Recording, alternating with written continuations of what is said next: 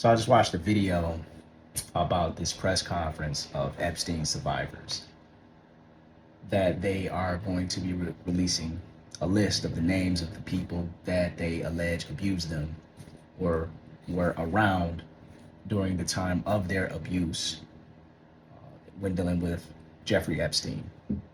So far, according to the news, they did ask them live on air or in a pre-recorded session whether or not they had any information as it relates to Donald Trump being involved in any of the abuse, whether they heard something or seen something, and every one of them said no. So shout out to the president.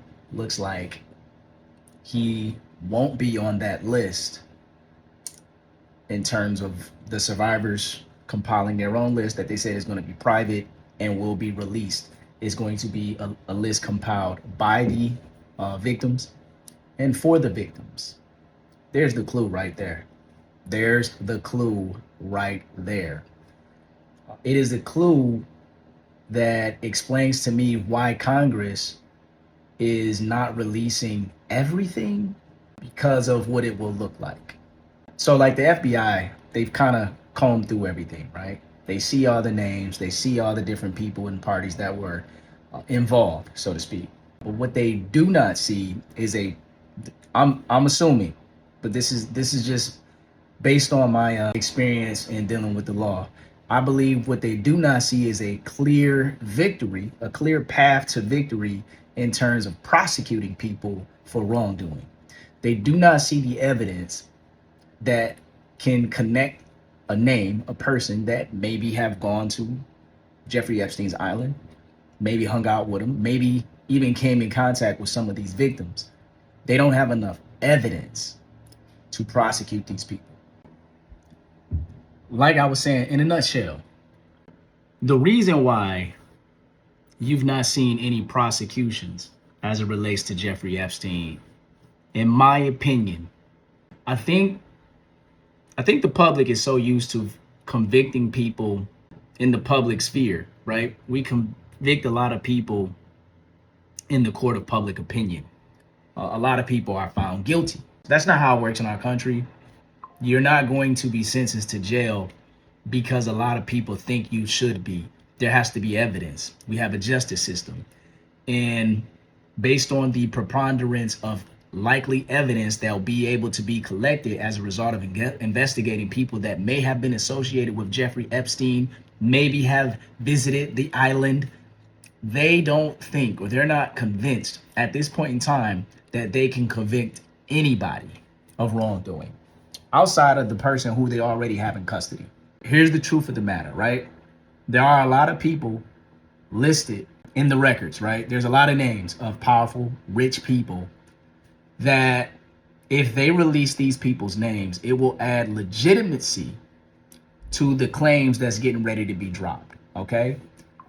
I believe that the victims have been contacted by lawyers, and these lawyers are going to file lawsuits against all of these different people that are named civilly so that they can get a bag.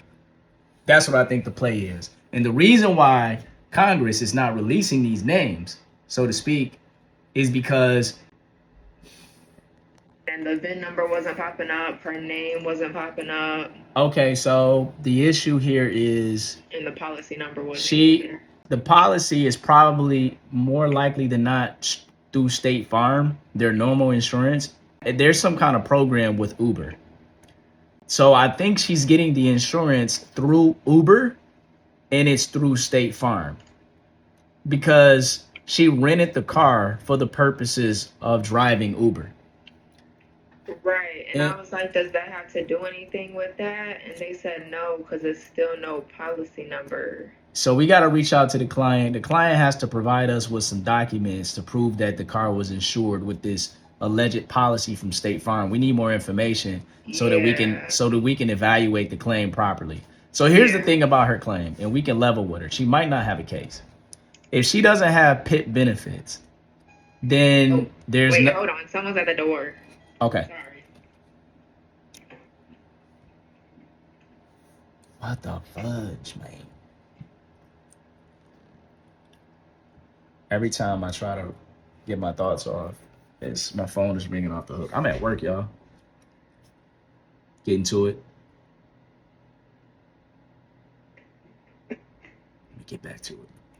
Ooh. Okay, I'm back. It was just Lauren. She locked herself out. Oh, okay. No worries. We basically need to verify what type of coverage she had. Specifically, I guess we know she don't have PIP, but I wonder if she has any UM coverage. If she has UM coverage, then we could be confident that we sue the at-fault driver, that we can make something of the case. If she doesn't have UM coverage, then we still just need to file a lawsuit against the at-fault driver, even though it kind of looks like there might not be any insurance, which means there's no case. If there's no money, there's nothing to recover. We can sue the guy, but it ain't gonna go nowhere. If that makes sense. Yeah. Okay. So yeah, we gotta talk to the client and we gotta get all the information that we need, like the insurance information, and we need proof. We need the documents. In addition to that, has she been treated?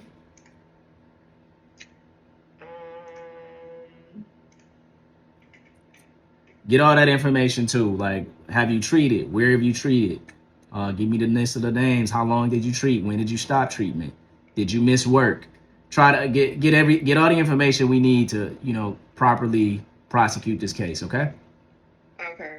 All right. Thank you. All right. Back at it. So, like I was saying, I believe the victims are getting ready. I believe they're getting ready to file lawsuits against the people who are on the list, right? Whether these people are guilty or not, doesn't matter. I think you're going to see names of people that have something to lose, aka they have something to pay. People with money. And I mean, let's keep it a buck. Pretty much everybody that was dealing with Jeffrey Epstein were affluent in one way or another. They had money. So the bag is there.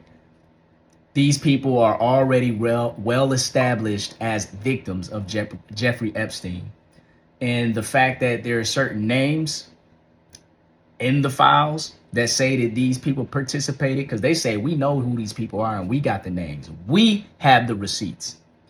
They've been contacted by lawyers and they about to run it up. They are about to get paid. That's why they want to release the names, because what they're going to do is they're going to prosecute these people in the court of public opinion. But the reason why Congress is hesitant on releasing the names is because it basically legitimizes their claims. It says, yeah, these niggas is guilty. That's why I think they're kind of saying, we don't want to release everything because we don't want it to make it look like the government believes that these people are guilty. Why? Because then public opinion will be, well, if you're the government, if you have all the evidence, why aren't you prosecuting these guilty parties? Because they're just allegations. You got to be able to prove it in a court of law, meaning you have to have evidence. It is not enough evidence for a young lady who gave somebody a massage on an island, wink, wink, decades later to suggest that she was violated, and she believes that she should be compensated for that violation, alleged violation. And today she might have some bills, you feel me? She might have some dreams and aspirations, and it's a lot easier than coming up with the winning Powerball numbers versus being a person where it can be proven that you were on the island. So that's all they need. They can prove that they were there. They can prove that they came in contact with these named individuals that have money. They can pretty much get a check, and it's easy money. The fact that they're saying they're going to release a list, I'm not sure if they even released a list. I think the emails are already went out. I think the people are already writing checks because they don't want their names to be released. They're cashing checks right now as we speak. And the names that you see come out will be the people who didn't cut no checks. That's my theory. That's what I believe based on my understanding of how the law works. The Trump administration, the Department of what do you call it? The Attorney General, whatever that governmental agency, the FBI, the government, the reason why they're not prosecuting these congresspersons, these elite business persons, the reason why they're not being prosecuted is because guilty by association is not enough to go to prison. Simply knowing Jeffrey Epstein or even proving that they had been to the island is not enough to go to prison. But it is enough to damage your reputation, and it is enough to cut a check civilly. It's a lot easier to convince a jury that you likely probably did something wrong, because that's pretty much the opinion of most people. We believe that all these rich people are nasty. We think they freaks. We just seen Diddy with the freak offs, baby oil everywhere. And so we assume that about most billionaires or people that got a lot of money. We say they freaks. We say they into some weird stuff. They sacrifice, there's all type of things that we believe about Hollywood and all that stuff. So it's easy to it would be extremely easy to convince a jury to award any amount that they say that they should be awarded. And it's going to be hard to tear apart these girls' cases and to make them look bad, because they're the victims of one of the biggest scandals of all time. So there it is. That's my assessment. That's what I think is going on. But shout out to the victims. I think if you were victimized and accosted and traumatized, especially if you were an underaged girl, yeah, go ahead and get that bag. And that's not going to make everything better. And it's unfortunate that you guys had to experience that, and you're dealing with the scars and the emotional scarring of being abused in such a way. Yeah. That's Prince Amir's analysis. But I should get back to work. Let me finish out this work day. I'm out. Thanks for watching. Peace.